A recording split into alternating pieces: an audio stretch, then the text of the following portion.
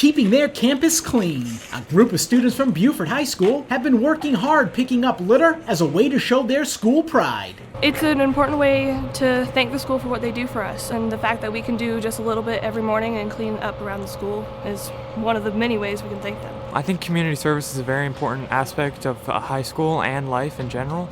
Plus, I really wanted to do something in my community to make myself more useful. The campus cleanup started last month after a group of students asked a school resource officer how they could get more involved participating in community service. The officer thought, why not have the students give back to their school? These are kids that are coming in an hour early.